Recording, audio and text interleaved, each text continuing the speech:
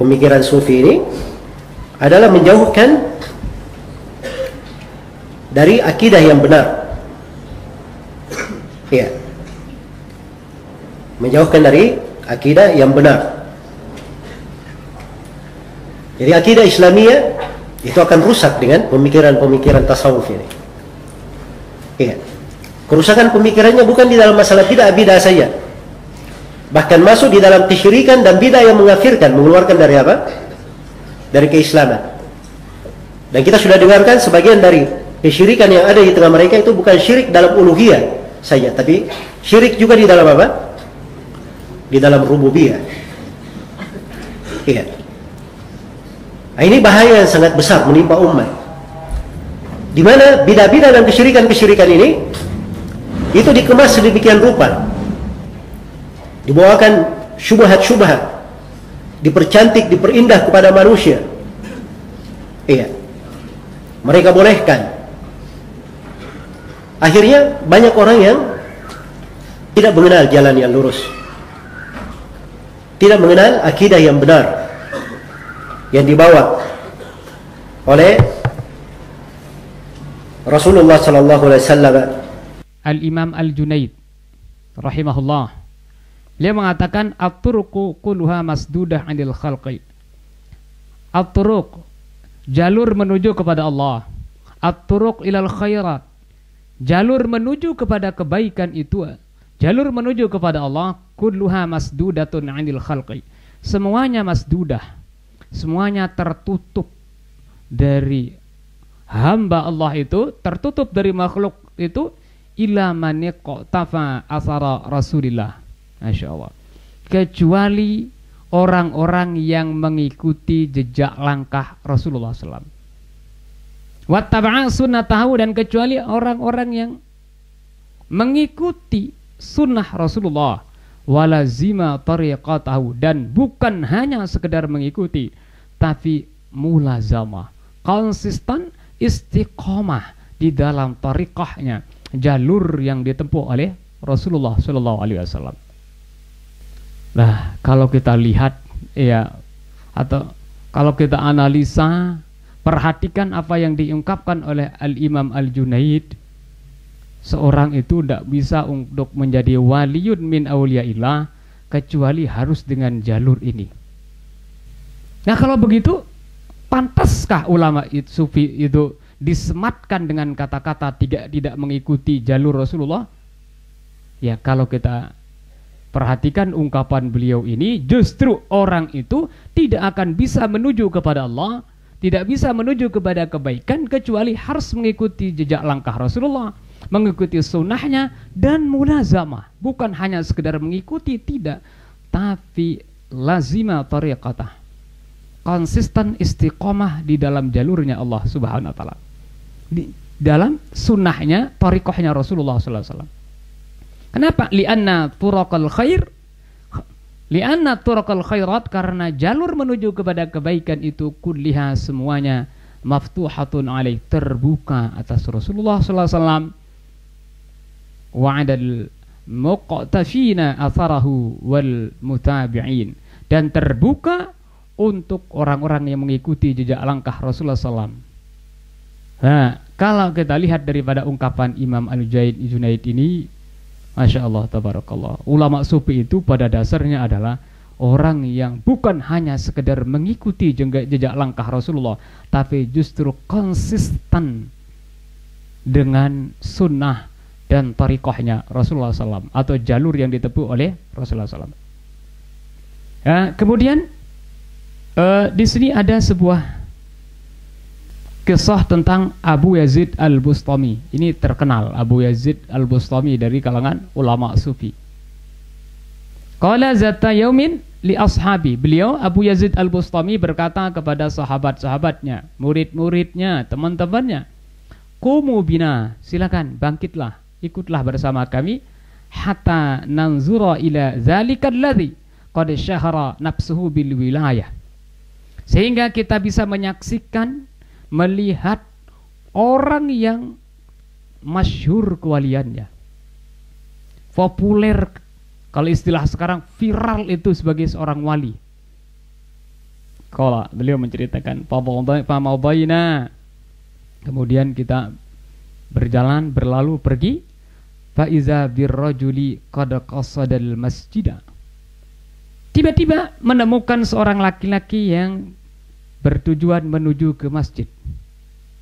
Farama buzaqahu nahwal qiblah. Masya Allah, tabarakallah. Sepele sekali kelihatannya menurut kita, tapi menurut Abu Yazid Al-Bustami ini adalah suatu perkara yang berat.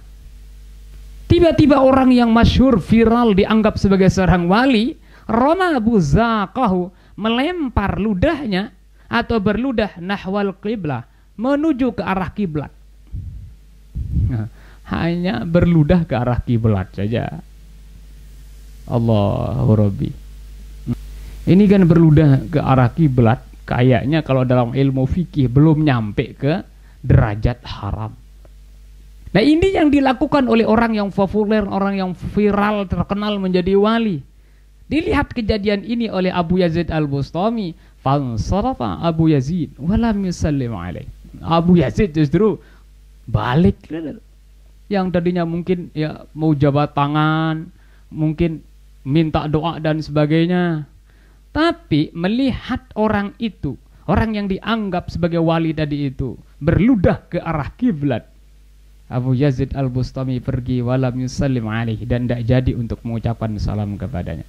Wa qala, dan dia berkata, hadza laisa bima'munin ala adabin min adabi Rasulullah sallallahu alaihi wasallam. Ini orang yang dianggap menjadi wali itu laisa bima'mun, tidak bisa dipercaya untuk melaksanakan adab, sopan santun, etika daripada etika yang dilakukan oleh Rasulullah sallallahu alaihi wasallam.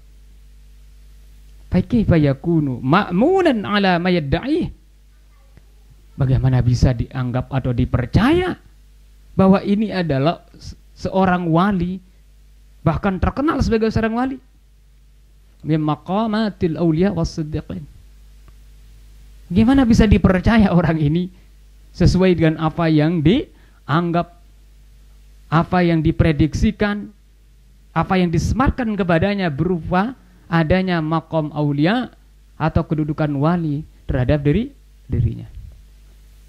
Masya Allah, tabarakallah. Nah, kalau kita lihat ini Abu Yazid Al-Bustami, kriteria untuk orang bisa menjadi waliun min auliyaillah itu tidak sembarangan. Hanya sekedar meludah ke arah kiblat saja, itu menurut beliau itu sudah tidak bisa dipercaya untuk memiliki makom kewalian. Apalagi yang lebih daripada itu. Yang namanya waliun min auliya, kekasih Allah Subhanahu wa taala, tentunya kayaknya agak sulit untuk bertindak dan berbuat yang berbeda atau yang bertentangan dengan kekasihnya, yakni Allah Subhanahu wa taala. Kemudian yang berikutnya di sini ungkapan daripada Zunnun Al-Misri. Nah, ini juga terkenal ulama sufi. Madarul kalam arba'un. Madarul kalam arba'un. Kesimpulan daripada al-kalam arba'un. Artinya semua ucapan-ucapan itu porosnya itu adalah 4. Artinya kalau kita mau membicarakan sesuatu, membahas tentang sesuatu, ya dalam ilmu kesufian lah gitu ya, yang menjurus menuju kepada Allah, mendekatkan diri kepada Allah, ada 4. Pertama adalah hubbul jalil, yaitu membicarakan bagaimana cara kita cinta kepada al-jalil, Allah Subhanahu wa taala yang maha jalil, Allah Subhanahu wa taala yang maha mulia, yang maha perkasa. Itu yang pertama. Wa bughdul qalili. Nah, yang kedua adalah orientasi pembicaraan seseorang itu adalah terpusat, kalau ingin mendekatkan diri kepada Allah, adalah bughdul qalil, yaitu benci, tidak senang kepada al-qalil yang sedikit. Apa itu sedikit? Ad-dunya. Dunia ini adalah sesuatu yang sedikit dibandingkan dengan akhirat tentunya. Kenikmatan dunia ini dibandingkan dengan kenikmatan akhirat tentunya tidak ada artinya. Karena dunia itu susah senang selalu ada, tetapi di akhirat ya kemungkinannya jadi 2. Kalau di surga yang hanya ada senang, Kalau di neraka, nauzubillah min dzalik, yang ada hanya susah saja. Nah, oleh sebab itu, kalau ada orang yang orientasinya pembahasannya hanya dunia saja, al-qalil yang sedikit aja, itu bagaimana bisa dikatakan sufi? Bagaimana bisa dikatakan dia itu mendekatkan diri kepada Allah Subhanahu wa taala? Kalau pembicaraannya hanya terpusat kepada al-qalil yang sedikit yang dunia saja, tapi tidak pernah membicarakan bagaimana untuk mendekatkan diri kepada Allah, bagaimana untuk mendapatkan keselamatan dunia akhirat. Makanya Rasulullah bersabda, al-qais, orang cerdas itu adalah man dana nafsahu, orang yang selalu evaluasi dirinya sendiri, wa amila lima ba'dal maut, dan bekerja apa yang harus ditemukan nanti setelah meninggal dunia, yakni di akhirat kelak yang abadi. Nah, sehingga mereka tidak terlalu banyak membicarakan masalah dunia. Andai kata mereka membicarakan masalah dunia hanya seperlunya, dan andai kata dunia itu ada dalam dirinya, hanya dunia itu sebatas di tangannya. Saya dengan ungkapan mereka, doa mereka, Allahumma ja'alid dunya fi aidina, Allah jadikanlah dunia ini adalah fi aidina, di tangan, sebatas hanya di tangan. Wala taj'alha fi qulubina, jangan kau jadikan dunia itu adalah meresap di dalam hati kami. Nah, yang ketiga ini adalah yang menarik, wattiba'ut tanzil. Wattiba'ut tanzil, yaitu ittiba', mengikuti at-tanzil. Apa itu tanzil? Tanzil itu adalah Al-Qur'anul Karim. Gimana bisa dikatakan orang untuk menjadi ulama sufi kalau tidak mengikuti Al-Quran? Tidak bisa. Sebelumnya dari tidak bisa orang itu untuk dikatakan sufi kalau tidak mengikuti Rasulullah SAW. Berarti pada intinya adalah ulama-ulama sufi itu adalah ulama-ulama yang mengikuti Al-Quran, ulama-ulama yang mengikuti As-Sunnah. Wa fir'aun dzil autad alladzina taghaw fil bilad